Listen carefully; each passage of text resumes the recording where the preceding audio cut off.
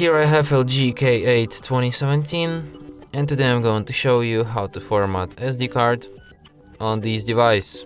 So firstly you have to open settings, then go to the general section, and then go to the storage.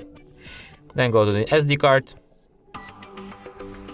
tap here, go to the storage settings, and select format, and then confirm it.